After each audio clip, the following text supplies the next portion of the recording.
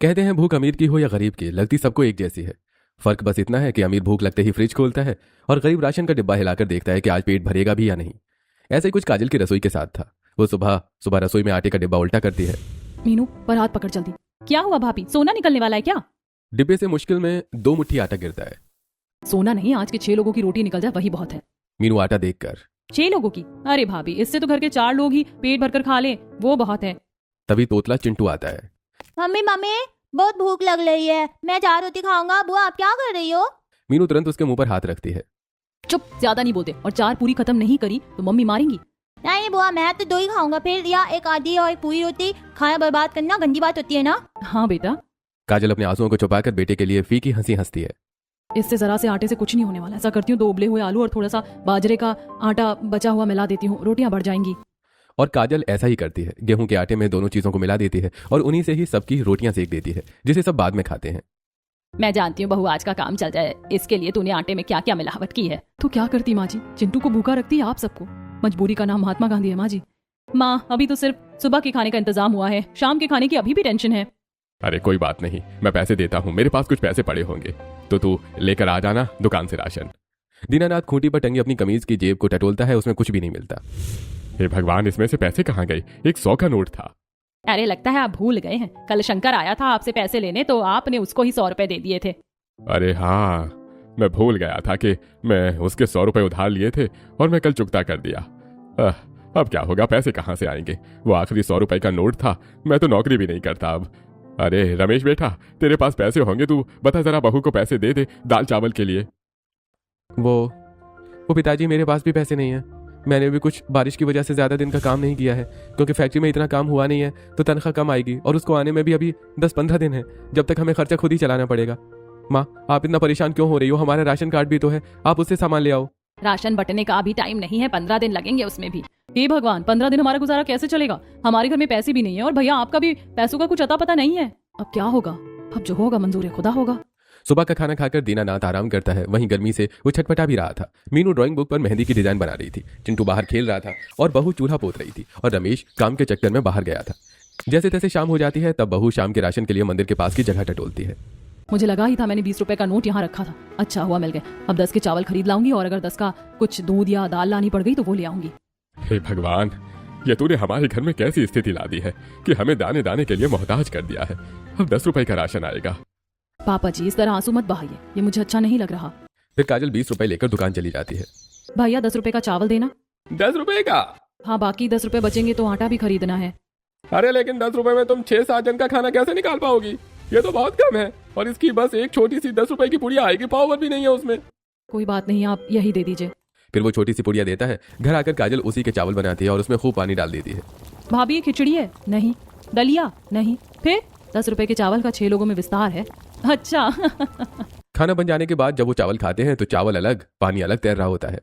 Mummy ये तो पीले चावल नहीं है, इसमें बहुत पानी है और इसके अंदर दाल भी नहीं है, खिचड़ी भी नहीं है। खाना तो है ना, तो खा ले। हम भी तो वही खा रहे हैं, ज्यादा जुबान नहीं खोल रही तेरी। अरे बस कर रमेश, उस छोटे बच्चे को क्यों डांट रहा है? चिंटू बेटा, जो भी है मम्मी ने अच्छा बनाया है, खा लो, खिचड़ी जैसे ही है, बस दाल नहीं है इसमें। ठीक है दादू। उस दिन जैसे तैसे खाना खाकर सब सो जाते हैं। अगले दिन बचे हुए 10 रुपए से दाल और दुकानदार से उधार आटा चावल लेकर आती है। कम दाल लाने की वजह से काजल उसमें खूब पानी डाल देती है। कुछ ही देर में दाल चावल बन जाते हैं और जब सब खाना खाने बैठते हैं तब ससुर दीनानाथ कटोरी में देखते हैं। बहू, आज दाल में अपना चेहरा साफ दिखाई दे रहा है। पापा जी खा लो, कल पानी में दाल का चेहरा भी नहीं दिखेगा। हाँ, आखिर एक एक दिन बहुत भारी पड़ रहा है, मैं जल्दी से राशन दफ्तर खुल जाए। माँ जी, पापा जी, मुझे भरोसा है, अगर आज हमारे दिन ऐसे हैं तो एक दिन ऐसा भी आएगा कि हम लोग अच्छा खाना खाएंगे। रात के अंधेरे के बाद सवेरा तो होता ही है, और जब होता है तो सब कुछ रोशन कर देता है। वो लोग दाल चावल खाते हैं। शाम को पड़ोस में मिट्टू का बर्थडे था, वहां से पूरी, छोले और हलवे की खुशबू घर तक आती है। चिंटू बार बार दरवाजे पर जाता है। चिंटू इधर आ बेटा, उधर मत दे। हाँ मैं मांगूंगा नहीं, बस खुशबू के पास बैठूंगा।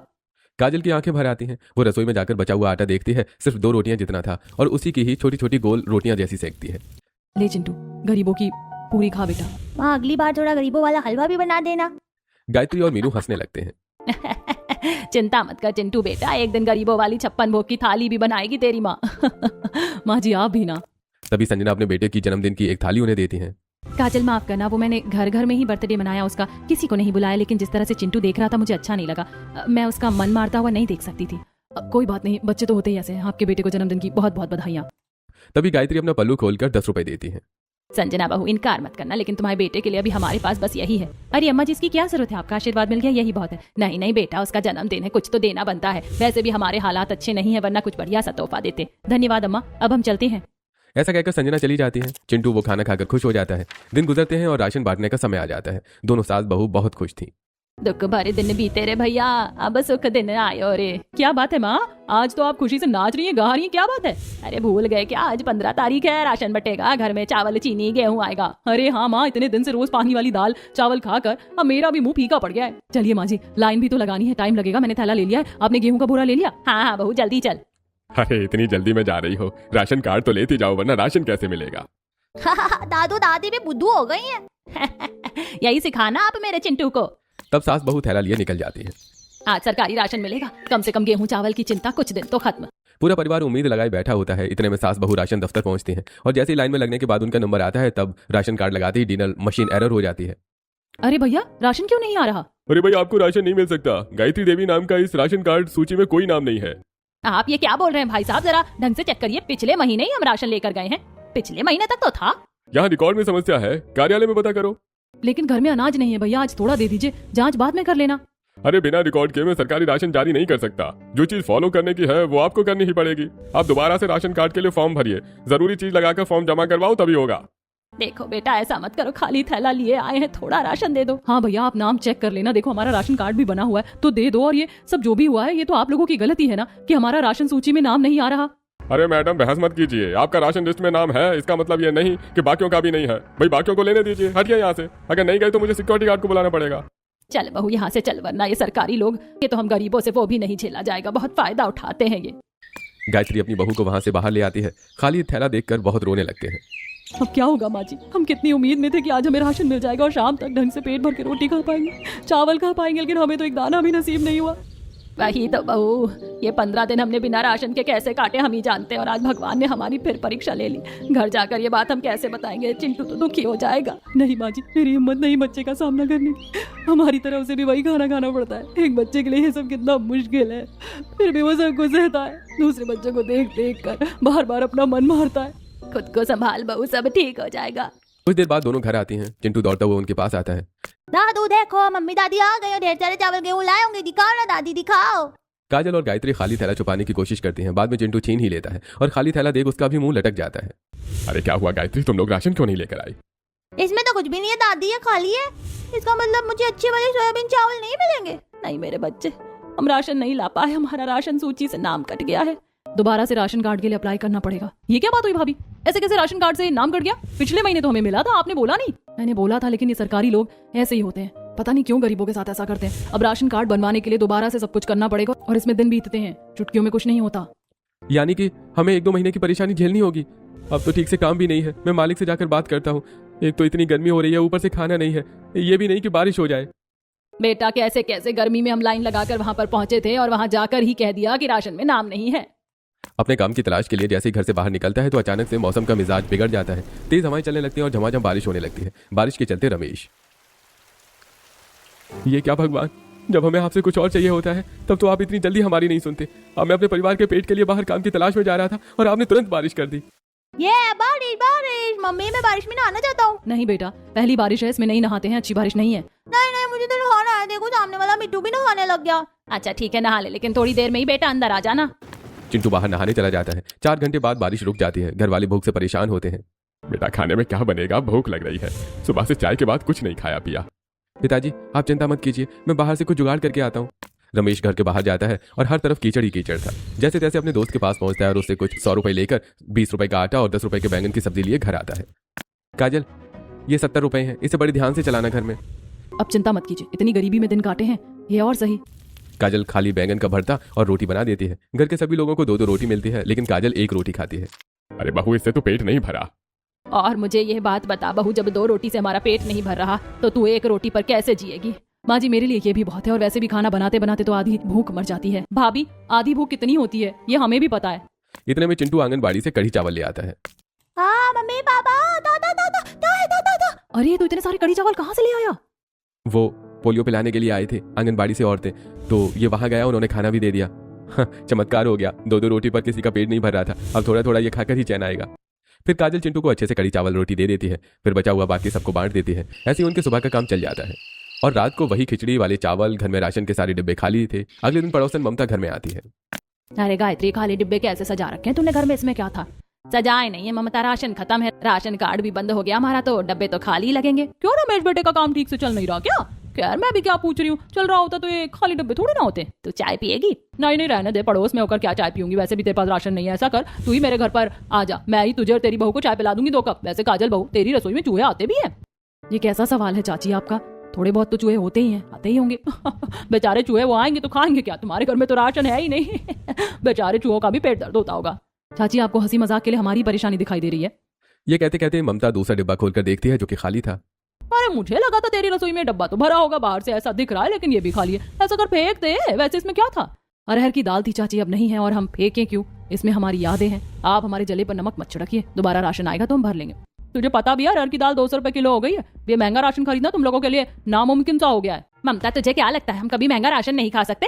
अब हमारे इतने भी बुरे दिन नहीं आए कि हम अरहर नहीं खा सकते। अरे गरीब लोग मसूर ही खा सकते, अरहर खाना बस की बात नहीं है। और तुम्हारा तो राशन कार्ड के चावल पर घर चलता है, और अब वो भी नहीं है। कभी बासमती चावल खाई है?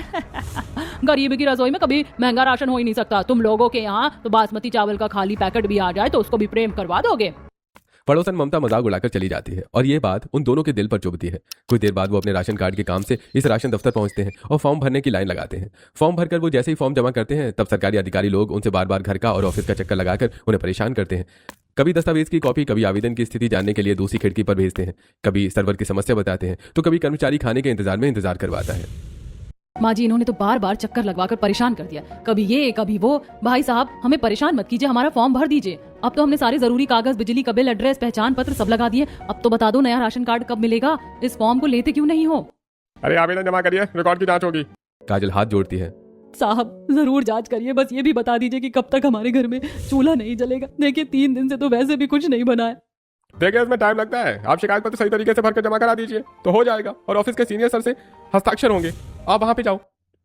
दोनों वहां से फॉर्म जमा करके शिकायत पत्र लगाकर वहां से आते हैं और 4-5 दिन ऐसे ही चक्कर लगवाते हैं। धूप से थकी हुई दोनों सास बहू वापस आती हैं। गरीब आदमी राशन लेने जाए तो पहले किराया खर्च करता है, फिर फोटो कॉपी, फिर पूरा दिन और लौट कर भूखा आता है। हाँ माँ जी। घर के राशन के लिए बहू के साथ सास भी जतन कर रही थी और पूरा परिवार भी परेशान था। एक दिन बहू सारे फॉर्म जमा करके कार्यालय में जाती है, तब वहां 25 दिन आने के बाद का बोला जाता है। एक दिन मुश्किल से कट रहा था। बहू बाजार से आलू भी मुश्किल से ला रही थी। जब वो आलू की सब्जी घर में बनाती है तब उसका बेटा चिंटू, माँ इस आलू की सब्जी में आलू नहीं है। अब इसे कैसे बताऊं?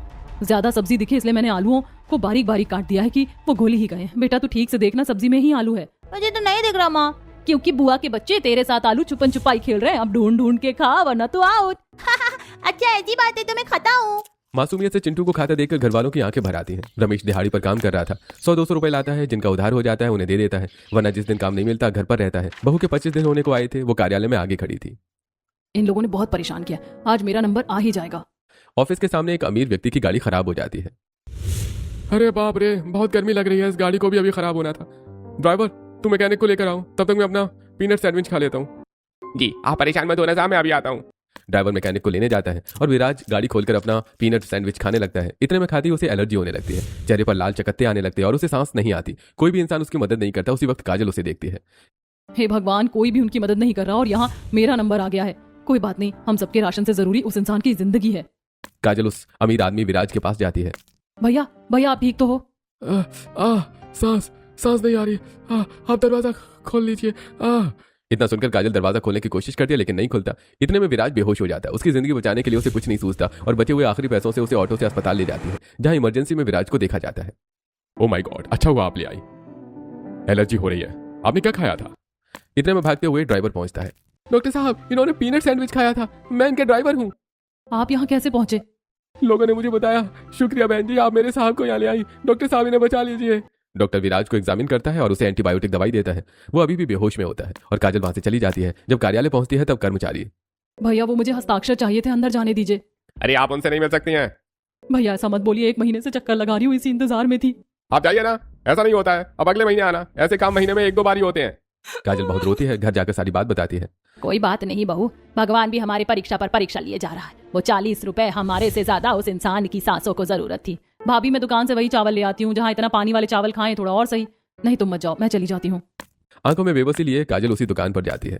अंकल जी मुझे चावल उधार चाहिए। भाई 10 रुपए वाले। अब तो आप हमारी औकात बिना पूछे तौल देते हो। पीछे खड़े मोहल्ले की ममता हंसती है। अरे काजल, हमारे घर में 10 रुपए का चावल तो कबूतर खा जाते हैं और तुम्हारा परिवार महीनों महीनों भर 10 रुपए के चावल में दिन काट रहा है। बाप रे। हाँ चाची, आपके घर के कबूतर ऐसे होंगे, हमारे घर के कबूतर समझदार हैं। वो बाहर से ही अपनी व्यवस्था कर लेते हैं, इसीलिए हम भी अपना गुजारा ऐसे ही कर लेते हैं। काजल दुकानदार से उधार 10 रुपए के चावल लाकर घर में चावल बना देती है, जिसे सब खा लेते हैं। शाम को मीनू चाय बना रही होती है, तब काजल सुबह के इस्तेमाल की हुई चाय पत्ती जो अलग से कटोरी में थी वो मीनू को देती है। इसकी चाय बना लो मीनू। भाभी सुबह की चाय की पत्ती से, लेकिन इसकी तो आधी आत्मा निकल रखी है, इससे कैसे चाय बनेगी?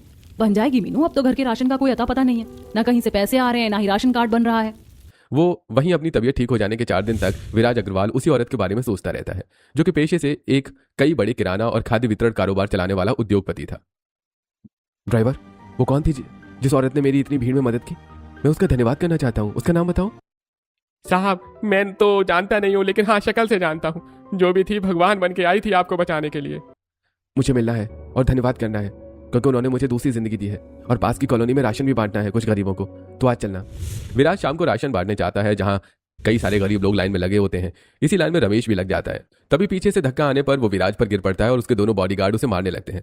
तेरी इतनी हिम्मत कि तूने हमारे साहब को छुआ, उनके साथ बदतमीजी की, तुझे तो हम छोड़ेंगे नहीं। अरे अरे मत मारो, मुझे मत मारो। अरे पीछे से धक्का आया था, मैंने जानबूझकर नहीं मारा। अरे भाई। बॉडीगार्ड रुक जाओ, क्यों मार रहे हो उस बेचारे को? उसकी कोई गलती नहीं है, माफी मांगो। माफ करना भैया, आपके तो चोट लग गई है, ये लीजिए पैसे और कुछ राशन। नहीं नहीं साहब, इसकी कोई जरूरत नहीं है। अरे नहीं नहीं, आप रख लीजिए, आपकी चोट लग गई है। तब विराज से पैसे और कुछ दाल चावल चीनी के पैकेट लेकर वो घर आ जाता है। ये देखकर उसके घर वाले खुश हो जाते हैं और कुछ दिन तक उनके घर में अच्छा खाना बन जाता है। हाय, कितने दिन बाद हम सब अपने घर में ढंग से दाल चावल खा रहे हैं। हाँ भला उस आदमी का जिन्होंने ये राशन दिया इनको। आज तो बहू हम भी खुश और हमारा चिंटू भी। हाँ माँ जी। दादू दादी, आज तो दाल चावल खाकर मजा आ गया। आज तो दाल चावल में अपनी शक्ल भी नहीं दिखी और चावल में भी पानी नहीं है। ये सिर्फ कुछ दिनों का ही राशन है, 4-5 दिन बाद हमारी हालत फिर से बेटा पहली जैसी ही हो जाएगी। कुछ दिन गुजरते हैं, घर में खाने पीने को बिल्कुल नहीं था, जैसे तैसे बस गरीब की गाड़ी चल रही थी। एक दिन विराज कहीं और से राशन काट कर आ रहा था, अचानक से सब्जी वाले बाजार में उसकी गाड़ी फंस जाती है। ड्राइवर निकल ही रहा था कि उसकी नजर काजल पर पड़ती है। साहब ये वही औरत है जिसने आपको बचाया था। चलो इसका पीछा करो, मुझे इनका शुक्रिया अदा करना है। विराज ड्राइवर से काजल के घर का पीछा करवाता है। तभी काजल अपने घर जाने से पहले फिर राशन की दुकान से 10 रुपए के चावल लेती है। अरे भाई, न जाने तुम कैसे 10 रुपए में अपना घर चलाती हो। अब तो मुझे भी शर्म आती है 10 रुपए का चावल देने में। काजल 10 रुपए का चावल लेकर निकल जाती है। तब विराज उस दुकानदार से काजल के बारे में पूछता है, तुम ऐसा क्यों कह रहे थे? अरे साहब, बहुत गरीब औरत है, उनके परिवार की स्थिति न जाने 2 महीने से कैसे चल रही है, और बेचारी का राशन कार्ड भी बंद है। 10 रुपए के चावल में जीते हैं ये बेचारी उस दिन राशन कार्ड के दफ्तर के बाहर ही थी और इसका राशन कार्ड नहीं बना। न जाने मुझे कैसे ऑटो से पहुंचाया होगा। उन पैसों से तो इसे अपने परिवार का खाना पीना करना होगा। विराज दुकान वाले का शुक्रिया अदा करके काजल का पीछा करता है, जहां एक गरीब झोपड़ी के बाहर रुक जाता है और उसका बच्चा खाने की बातें करता है। बाप कुछ लेकर आयो, बहुत भूख लगी है। हाँ बेटा, अभी चावल बना रही हूँ। नहीं, मुझे वो पानी वाले चावल नहीं खाने, मुझे बहुत गंदा लगता है। मेरे दोस्त अच्छा खाना खाते हैं, लेकिन मैं नहीं खाऊंगा। लगता है हम बिना राशन के ही इस तरह भूखे मर जाएंगे एक दिन। अब तो लगता है ये सब सिर्फ सांस लेने के लिए खाए जा रहे हैं। मैं तो इतना जल्दी उड़ गई हूँ भाभी कि अब शादी है खाती उल्टी कर दो, क्योंकि अच्छा खाना क्या होता है, सारा स्वाद तो जीभ से उतर गया है। गरीबी में आटा गीला। अरे भूख लग रही है, सुबह से किसी ने कुछ नहीं खाया है। ये सब सुनकर विराज की आंखों से आंसू आ जाते हैं और वो तुरंत बड़ी बड़ी गाड़ी मंगवाता है जिसमें ढेर सारा राशन भरा होता है। ये सब देखकर गली मोहल्ले के लोग घूरने लगते हैं। अरे इन गरीबों के घर के बाहर इतना बड़ा ट्रक भर कर राशन क्यों आया, वो भी इतना महंगा महंगा? लगता है किसी अमीर घर का राशन गलत पते पर उतर रहा है। इन लोगों ने मेरे लिए न जाने क्या कुछ नहीं किया, अब मेरी बारी है उनके लिए कुछ करने की। कब से भूखे हैं, पिज्जा बर्गर भी मंगवा देता हूँ। विराज फास्ट फूड और थाली भी ऑर्डर कर देता है। तभी ट्रक वाले लोग उनके घर में धीरे धीरे सामान रखने लगते हैं। 10 किलो की बासमती चावल की बोरी, 50 किलो आटा, 20-20 किलो की चावल, दाल, मक्के की बोरियां। अरे बहू, हमारे घर में इतना महंगा महंगा राशन कौन रखवा रहा है? जरा बाहर जाकर तो देख। जैसे वो दोनों बाहर जाते हैं तब विराज दोनों को देखता है और दोनों विराज को देखकर हैरान हो जाते हैं। अरे आप वही हैं जिनकी मैंने मदद की? और आप वही हैं। अब आप ठीक तो हैं? ये सब आप करवा रहे हैं? हाँ सुनो, जल्दी जल्दी सामान सारा रखवाओ और तेल मसाले भी। उस दिन आपने अपने घर का आटा छोड़कर मेरी भूख और हालत देखी थी, मेरी मदद करके मुझे दूसरी जिंदगी दी। आज मैं सच में आपकी रसोई भरना चाहता हूँ। सुनो, ये खाली डिब्बे हटा दो। दीदी, ये तो 1100 रुपए की 10 किलो प्रीमियम बासमती चावल की बोरी है। बाप रे, 1100 रुपए के चावल, इसमें तो हमारे 10 रुपए वाली 110 पुड़िया आ जाए। और बहू, ये 650 रुपए किलो गेहूं का शुद्ध मुलायम आटा। इसके बाद 350 रुपए के आसपास किलो वाली अच्छी तरह अरहर वाली दाल के कई पैकेट, 250 रुपए के किलो वाली उड़द दाल, राजमा, काबुली चना, बेसन, रिफाइंड मैदा, सूजी, दलिया, मक्के का आटा, अनगिनत मसाले। उसके बाद ड्राई फ्रूट्स में काजू, बादाम, अखरोट, केसर, खजूर इत्यादि रखा जाता है और घर में धीरे धीरे करके सारे कोने भर जाते हैं। कुछ सामान सास की अलमारी के ऊपर आ जाता है, कुछ सामान ससुर की चारपाई के नीचे। भाभी ये कौन सा आटा है? ये तो चावल का आटा है। चावल का भी आटा बन गया। हमारे घर में आने से पहले कितनी पढ़ाई करके आए हैं भैया। केसर देखकर गायत्री पूछती है, इस छोटी डिब्बी में क्या है? माँ जी इसमें केसर है, करीब 450 रुपए की है। गायत्री तुरंत डिब्बी वापस रख देती है। 450 इसे रसोई में मत रखो पायल, अलमारी की चाबी लाकर लॉकर में रख।